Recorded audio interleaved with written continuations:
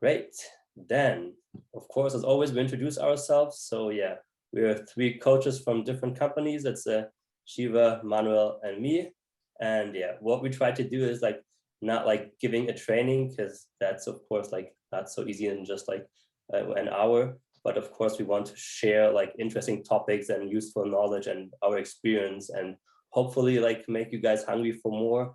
And of course, we also work as freelancers. So if you have a need, feel free to contact us as agilebyexperience.com, and we'll be happy to see how we can help you. Then today, we're really happy to have a guest today, and this is Jarazet, and she is like an innovationist and a certified Agile leadership mentor. Also has a lot of experience in design thinking practitioner, and is an advocate for purpose and play. And she works a lot with startups to help them create their frameworks and strategies, but also with Fortune 500 companies. And of course, she's an agility person, and we're happy to have her here. And over to you, Jarazet. Mute. Perfect. Good morning, everyone. Thanks for having me here today, and thanks for taking the time this morning to come to this session. This morning, I'm going to take you to a journey, and the journey is the innovation journey. So what we're going to see today are 4 things. The first thing that we're going to see is ideation, what ideation means, and why ideation is important for innovation. The second one we're going to see was creation, and in that we will explore a bit what's creativity and creative thinking. Then we will see what innovation is, right? Like everyone speaks about innovation, but what actually innovation is. And then what are innovators? You know, what is the act of innovate that makes you an innovator? So that's our agenda for today. And to warm up, we're gonna start a quick exercise. So I want you to imagine Mars, and I'm gonna give you 30 seconds. So imagine the planet Mars. Okay, everyone had a picture of Mars in their mind? Perfect. Now I want you to go on, sorry, I went back again. I want you to go to Mentimeter with this code and answer the question on the survey.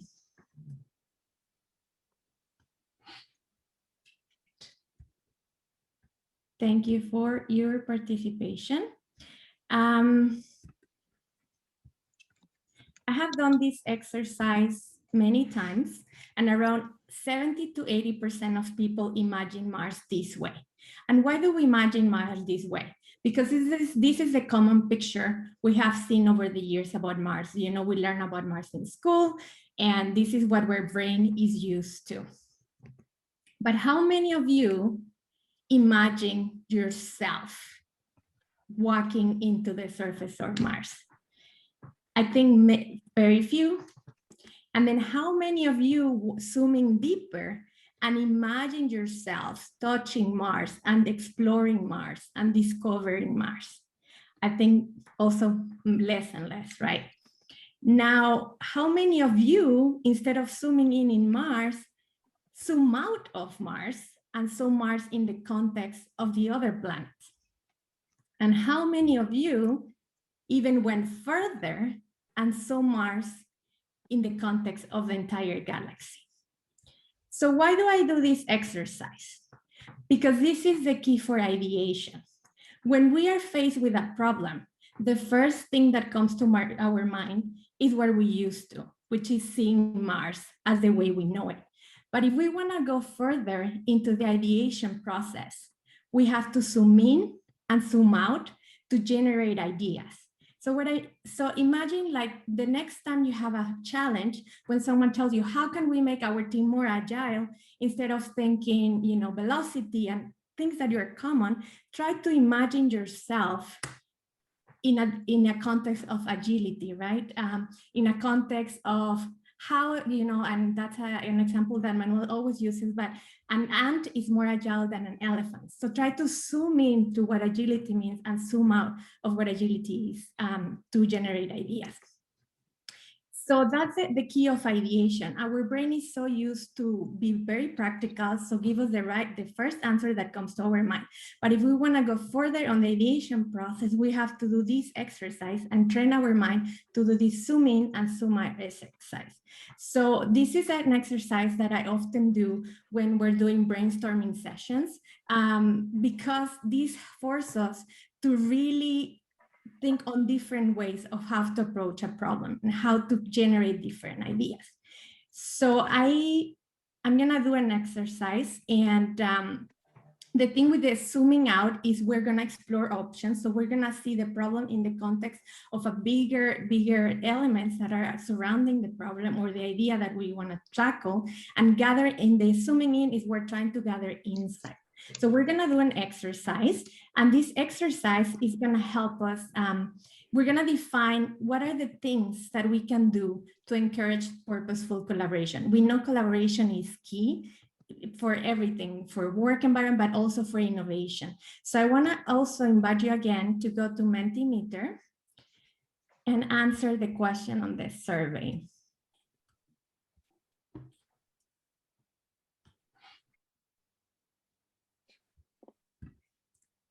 Perfect. So foster discussion, building safety, taking the time, accept as others, set a common interest, create a team, diversity, common purpose. Perfect.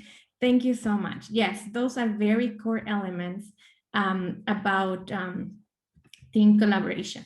But what we're gonna do now is the exercise of zooming in and zooming out. So when we zoom in, we're gonna see the core elements of what make collaboration.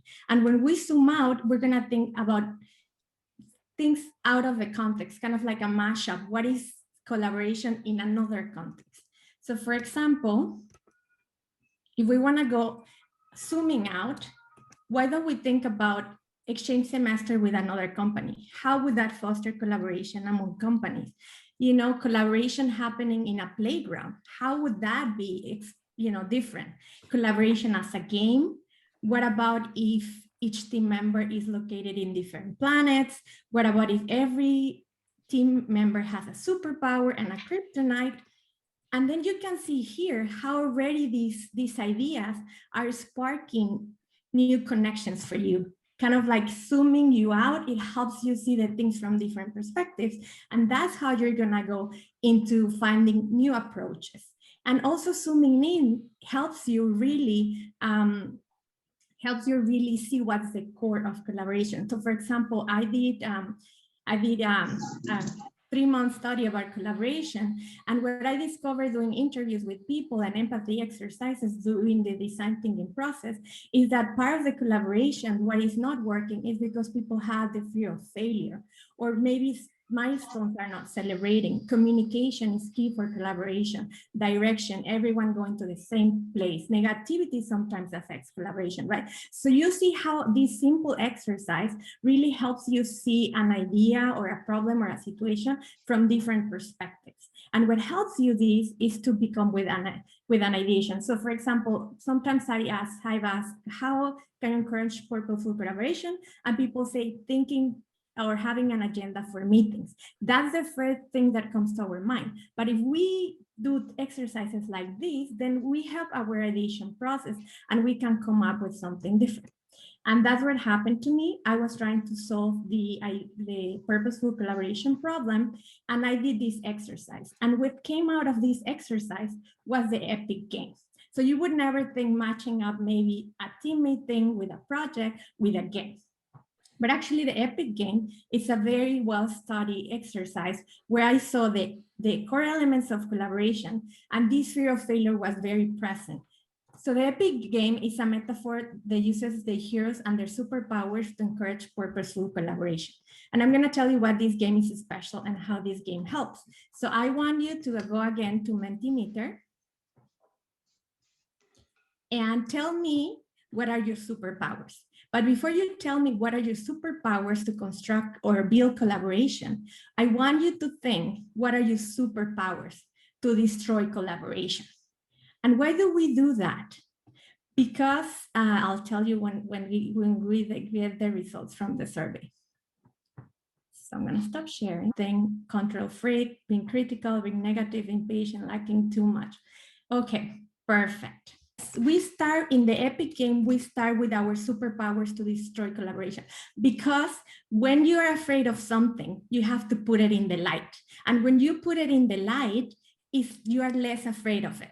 So we know the things we can do better, but sometimes we are unaware of the things that we can do to kind of like, we have to deconstruct to construct. And that's the approach of this game. We need to put everything in the table that can destroy our project. And this game can be played for any project, but the goal here is that we're so used to when people give us a project, we run and do it without stopping and thinking, what can we do to destroy this project? And this is fundamental, because our fear of failure is so deep in us that sometimes we never talk about it. We never expose what are the things that we can do as a team to destroy the project. And this is very helpful, because then everyone is aware of the things that will destroy purposeful collaboration. Then the team goes into different dynamics of, how you can build collaboration and things like that. But the point here is that, how this framework works, of zooming out, of zooming in. Instead of thinking about, oh, we're going to build a better agenda to encourage purposeful collaboration, having this approach will help you come up with this type of ideas that probably, if we do a normal brainstorming and ask people think of new ways of encouraging purposeful collaboration, will not get to that point. So the key thing that I want you to take from this is that if you are trying to ideate, you have to zoom out and zoom in, exploring a range of thinking paths and go beyond the surface of ideation. So that's the first thing or lesson I wanted to learn about ideation. Now, the second thing we're going to explore is creation. And this is something that I really like. This is a phrase from a book called How to Fly a Horse. And it says something very true about creative thinking. As there is not physical things such as creative walking, neither there is creative thinking. Creation is simply the place where thinking leads us. To create, we must think. I love this phrase because, people is like, oh, I'm not creative. Oh, I cannot come up with creative ideas. The thing is that creative thinking, sorry, people can mute, please.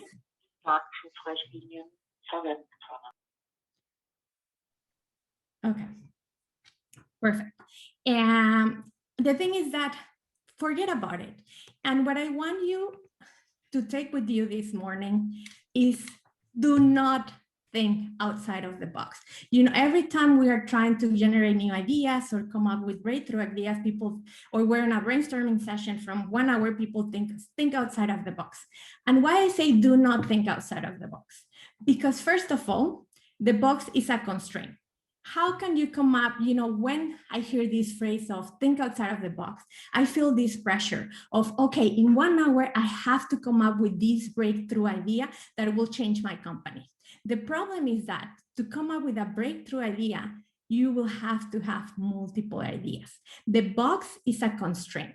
So what I will invite you to approach ideation and creative thinking is as there is no box. Why? Because actually to have a breakthrough idea, you have to have a multiple of ideas. And I say this way, right? If you want to run a marathon, you're not gonna do it the first time you try to run a marathon. First, you have to start training. And after you have trained a while, then you will run a marathon. This is the same thing with ideation and creative thinking. We should just exercise our ability to think, because there's not such a thing as breakthrough idea. Actually, a breakthrough idea is a collision of many multiple ideas that happen at some point. But to have these breakthrough ideas, you have to have multiple ideas. So think as there is no box. So when someone tells you, think outside of the box, tell them, no, I'm gonna get rid of the box. Because actually they are not good ideas or bad ideas, they're just ideas. And we have to train our ability to think. So everyone has the ability to think, so everyone has the ability to be creative, because creation is an act of thinking. So what I want you to take with you this morning is that get rid of the box, embrace all ideas. So when next time you're in a brainstorming meeting and someone says that, just stand up and say, I'm gonna get rid of the box, and we hear all the ideas. So just think all the ideas you have in your mind, write them down and see what happens. So the other thing that we're gonna see is about innovation. Now, I'm gonna tell you a story. So imagine you were, I don't know, 200 years ago or 3,000 years ago, and you have invented the fire. You have learned how to hunt to survive. And you are walking around and you find a bone of a buffalo. What would you choose to invent next? So you have food in your table and you are surviving very well, and you find this bone. What would you invent next? And I want to invite you again to go to Mentimeter. Tools, teletransportation possible, a space shuttle, water containing, weapons, okay? Okay. And the most common answer is a tool. People will invent a tool. Now, this is a true story. And what happened in this story is that the person that found this bone invented the flute. The flute is a tool that creates music for the simple purpose of entertainment. Now, many years after, two brothers in Baghdad saw that tool and thought that they could use the same principle of the sound and the air and the noise to design the first automated organ. So you can see how from a bone of a buffalo, it becomes a flute, it becomes an organ, and then many years later, someone saw the principle of the organ and this automated thing and created a punch card to create his analytical machine. And that turned out into be the first computer.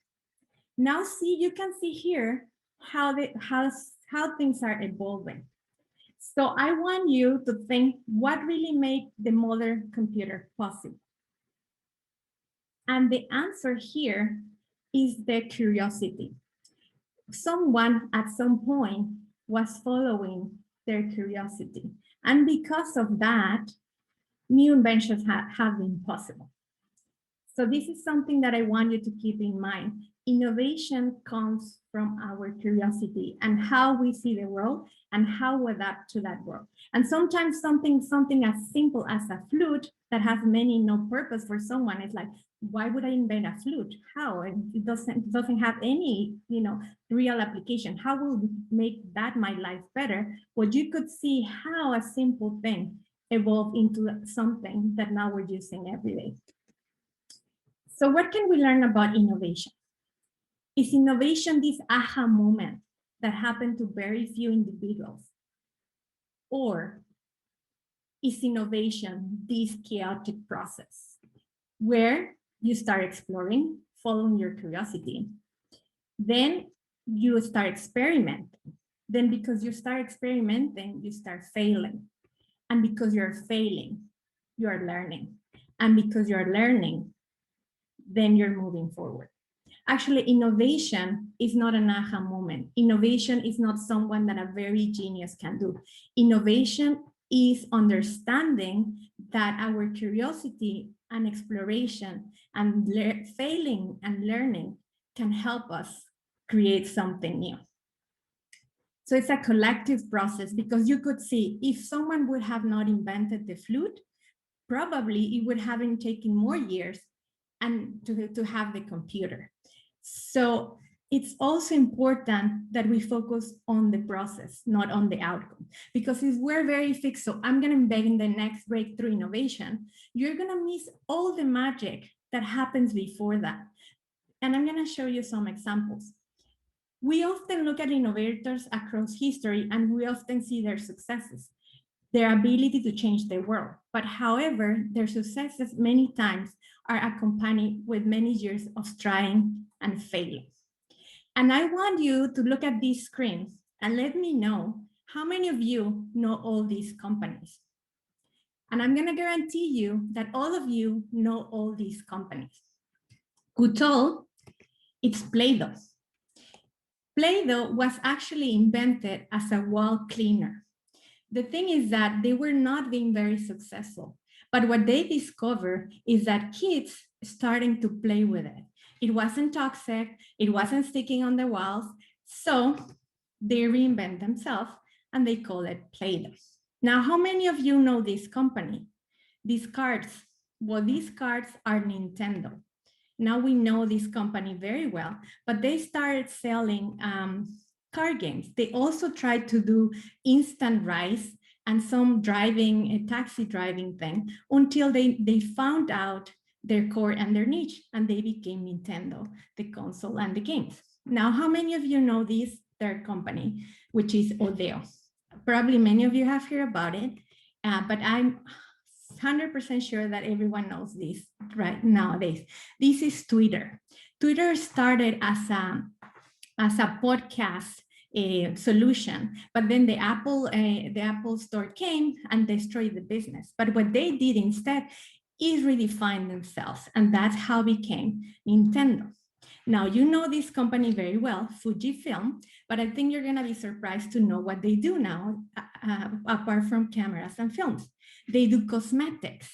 Interesting, right? And you know why? Because the filming chemistry is very good for cosmetics, and they're very successful in Asia. They are one of the first brands in Asia for cosmetics. And the third example is Glitch. How many of you know Glitch? Well, Glitch was a video game that, of course, wasn't very successful because we don't know about it, but that allowed the Slack technology to happen. Why? Because while building Glitch, the developers started building a communication system, and they saw that that communication, team collaboration and communication system was very successful, and that became Slack. So you can see here why you should not focus on the outcome. You should focus on the process, because it's in the process where the magic happens. If we want to build the next best game in the world, we might lose the game already because we're not seeing what can we do, or how can we learn, or how can we adapt the things that are around that game. Is this ability to zoom in and zoom out to adapt and create the next breakthrough innovation. Now, what can we learn from this? The first thing, if you want to become an innovator, you have to follow your curiosity. Make things for the sake of doing things. And even though when you don't know where it's going to take you. And also it's important to look back, to look forward. Even if you think, yes, I'm going to invent the next breakthrough thing, you are basing it, it's something that is already invented. So innovation is really a mashup of the things that have been invented and the things that you can invent. So to innovate, you have to look back, to look forward. It's not looking forward, it's looking back to what has been done to look forward. So that's the other takeaway that I wanted to take with you this morning. Now we're finally coming to the end. Innovators, and that's you and me. And this is a question that I want to ask you. Are innovators born, or can you become one? And I'm going to invite you to Mentimeter again. Oh. Well, everyone has the code, I hope. Perfect. So 15 people say you can become one. And let's see. Yes. Let me see. Everyone can become an innovator because innovating is a skill.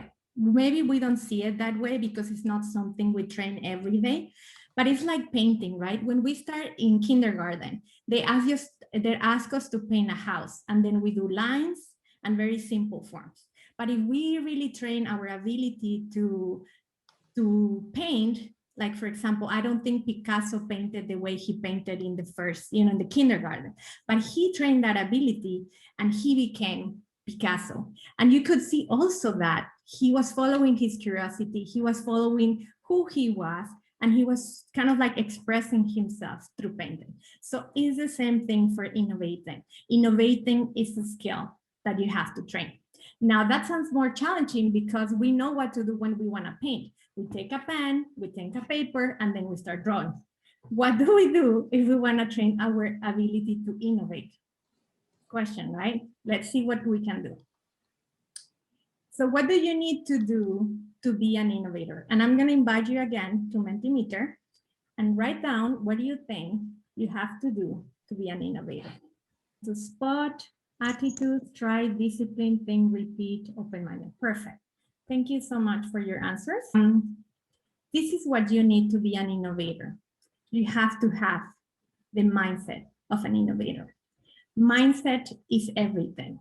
Mindset affects the way we see the world. What someone might see as a problem, another person can see as an opportunity. So it's the exact same situation, it's just the way we look at things. So what are the mindset of an innovator? I'm part of an organization called Live Innovation Lab. It's a non-for-profit organization, and we developed a framework that is called the Play Innovation Framework. We have been involved in the innovation field for many years, and we have seen that there are certain mindsets that are core to innovators, and they are connected to three things: people, ideas, and things. And everyone speaks about innovation. And if you ask 100 people the definition of an innovation, you're going to get 100 different answers. But actually, innovation in a nutshell is finding the non-evident connection between people, ideas, and things to create a greater value. Those things exist, but the connections do not exist yet. And generating that value is what makes innovation. So based on those three pillars of innovation, people, ideas, and things, there are certain mindsets. And the mindset, as many of you already said it, is open-minded listener, empathetic playmate for people. For ideas, connection builder, curious learner. For things, fearless duet, confident explorer. And at the center is purpose-driven and resilient. And why this is so important? Because purpose is what's going to help you move forward when things do not work, right? So purpose is the key on why we do the things we do. Without purpose, I mean, I could, want to be an innovator because I want to be rich, but you're going to set up so many, you're going to face so many trials and errors and things that if you don't have a really deep purpose that makes you feel alive, you're going to give up. So purpose is essential to build resilience and to help you also with these mindsets, right? To see the world with purpose. So this is what you need to be an innovator. You need a mindset of an innovator. And as I said, innovating is a skill. So you have to train. You have to train those mindsets. And that's the last point of my talk, be intentional. Train your innovation muscle. So now we know what's the secret to innovate. It's the mindset. It's this mindset of following our curiosity, zooming in and zooming out. And this is the end, this is the takeaway: new mindset, new results. So the three things I want you to remember: innovation is an expedition to the unknown that requires using the past and the future. Never forget the past, because the past is something that is very core for innovation. Our sense of exploration and curiosity propel us to create. And then the unexpected connections we form are the real sparks of innovation. The connection that we form with that curiosity and that creation are the sparks. And the 5 things you can start doing, 6 things that you can start doing, is start training your zooming in and zooming out capacity when you have faced a problem or a challenge or want to generate new ideas. Get rid of the box and help people get rid of the box, because that box is not helping us at all. Also, another thing is track your ideas, because when you track them, you are going to see at some point how so many of them connect, and that will help you spark new connections. Follow your curiosity, do things for the sake of doing it. And one of the things we have seen is that play. We as adults do not play, but actually we form so many capabilities through play when we're kids. So that curiosity we need to foster in our daily lives. And that's what the Play Innovation Framework does. Be intentional with the things you do, and what are the things you're learning, what are the things you're training, and of course, find connection, not only with ideas, with people, because it's in the collaboration of people that innovation happens. So with that, I'm going to give you some more inspiration. We're going to do a play innovation session. This session will be for free. So if you're interested, you can either write down our website or send me an email, or just go to playinnovation.com and you can subscribe to the next session. That will be in July. And here we will see more deeper, where are the mindsets, what are the tools, and how can we use play as a tool for innovation. And also there is another session as well. It's gonna be free and it's for the Epic game. You will experiment the game and you will learn at the end why the game is helping purposeful collaboration. And if you want to learn more about the topic of innovation, you can also watch my Creative Morning Talks that I did about the topic of Divergent, and also the Secret Ingredient talk. So with that, I open the space for questions.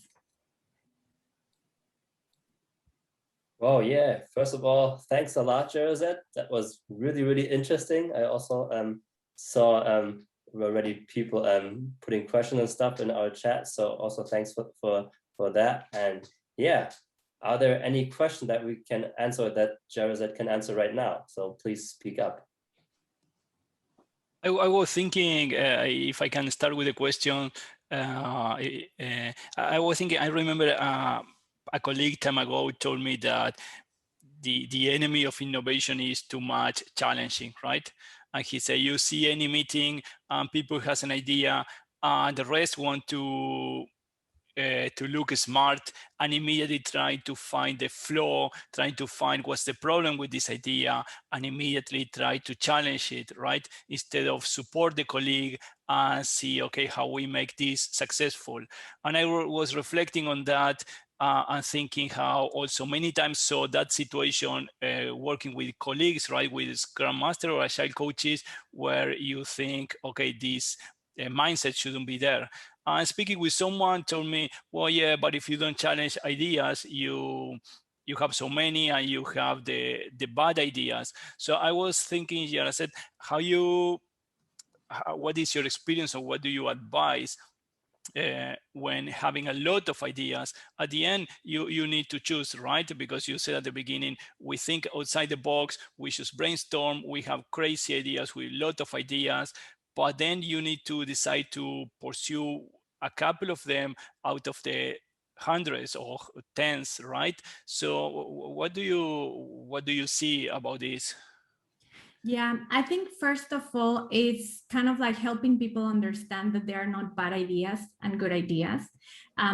If I do a brainstorming session, I would start with that, saying we all have ideas and they're not bad or they're good. It's just when they collide, they can create different magics, right, or different things.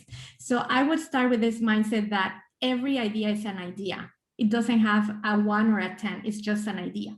The second thing is a process. There is a process in design thinking called diverging and converging. So diverging is when you generate a lot of ideas. So you just have the ideas without judging, you just write them down, have them somewhere there and park them there. When you converge is when you select those ideas. And there are many tricks to do this, right? Like we know from design sprints that you do vote voting, and then you don't have a discussion, just people vote, put those on their idea, and then the ideas that have the most votes are the ones that are going to move forward. So that's one thing where you leave away the egos and really, like, okay, this was the most voted idea, then we're going to move for that. What I would do, and I think that's a lot of the mistake, is that, okay, these ideas didn't work, so we'll just erase them. No, my suggestion is you keep all the ideas, have like an idea inventory, because maybe at that time that idea didn't sound important, didn't sound interesting, but at some point back in time, you're gonna go back and see, oh wait, remember this idea that we had a few months ago? maybe now it can be a good add-on for what we're solving. So the problem here is that we're disregarding ideas because we have to make a decision. And what we have to do is to have an inventory of ideas and have them there. And at some point look back and say, if there's something that we thought in the past that has helped us, and generate ideas, generate. I mean, that's the magic, and that's the key. Great, thank you. Yeah. We have another question in the chat. So the question is like, how important you think is the purpose in order to be a good or a bad innovator? Yes. Well, there is purpose is essential. I don't think there is good or bad innovators. I mean, there are just innovators. I mean, if you're doing something to destroy something, you cannot be called innovator, because innovator is someone that is actually generating a greater value, is solving a need, right? So if you're doing something that is not, you know, good for generating value, then we cannot call that an innovator. So purpose is essential. I mean, not only for innovation, just for life, you know, what makes you come alive? And I really like a phrase that says, don't ask what the world needs. Ask yourself what makes you come alive, because the world needs people that have come alive. So I think purpose is essential for every single day. And how you define purpose and how can you find purpose is just ask yourself, what makes me come alive?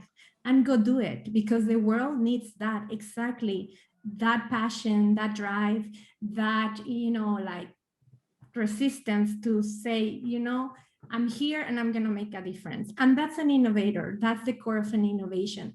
It's this willingness to make a difference. It's this willingness to change the world. Maybe not the entire world, but maybe the world of the people around you. So I would say, yeah, that will be my answer. Okay, thanks. So we have one more question. It says, you mentioned design thinking. I want to make a course. Do you think it is a good method? Yes, I mean, there are many methods, right? So it depends what you're interested in. I mean, there are design thinking, there's design sprints, then there is lean methodologies, there is Six Sigma. So I really like design thinking because it's a human-centered design. And I think if you're gonna do innovation, you have to put the humans at the core of what you're doing, your humanity, right? So I really like that because it helps you move from a challenge perspective to a solution perspective, always having in mind the human that you're solving the need for. So for me, it has been a very good method. I, of course, use different methods depending on what I'm trying to solve, but design thinking is a very useful one. But do you think that doing let's say a formal training, a couple of days training is a good starting point, or if you are new on the topic, you would start somewhere else? I would start exploring what is up there before marrying any methodology. I would really follow my curious spark and see what is up there, what I haven't here. You know, there is futures thinking, there is system thinking, there is design thinking, there is design sprints, there is play innovation, there is lean methodology. So really, honestly, depending on what you're looking for, maybe your situation is that you are on a more technical field. So maybe something like Lean or Six Sigma or, you know, trees will be better for you. All of the methods are very good and applicable, but I will just research a bit and see what sparks my curiosity, because what sparks your curiosity is what you actually need. Yeah. Well, what I found, if you let me interrupt you or just add something, when I see something like this, like, oh, I'm interested on this topic, instead of jumping from nothing to jump into a formal training or enroll into a training where I know nothing, I found better for me at least to read a little bit, to get a book or read online, watch a couple of videos, try it myself at the office, at the work, and then when a bit of experience of background, a little bit of using it, go to and enroll into the training. But don't go to the training completely, you know, an experience. And I found much more useful for me go enroll into a training with some experience already, right? That was my experience, at least. That works better for me. Yes, and that's actually how I start using design thinking. I started using design thinking before I was properly trained. I was even giving workshops about design thinking without having the certification. And then I decided, and the value that I got out of the training was more. So I completely agree with you. And that's what I say, follow your curiosity before you start, you know, marrying the first person you see or something like that. You know, it's kind of like that analogy. Great, thanks. Any other questions?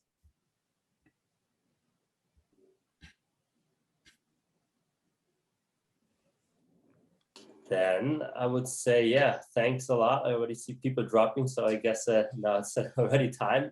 So yeah, if there are any topics where you still like have some questions, feel free to like contact us. And also if you have the need to like get some freelancers like us to help you for some topics, feel free to reach out. We're always happy to help and see how we can work together. And then, yeah, we'll check out the topics that you mentioned in the chat and then see you next month. Thank you very much, everybody. And thank you, Jarazet. Thank you for having me. Have a good day. You too. Bye-bye. Thank you. Bye-bye. Thank you. Bye. Bye-bye.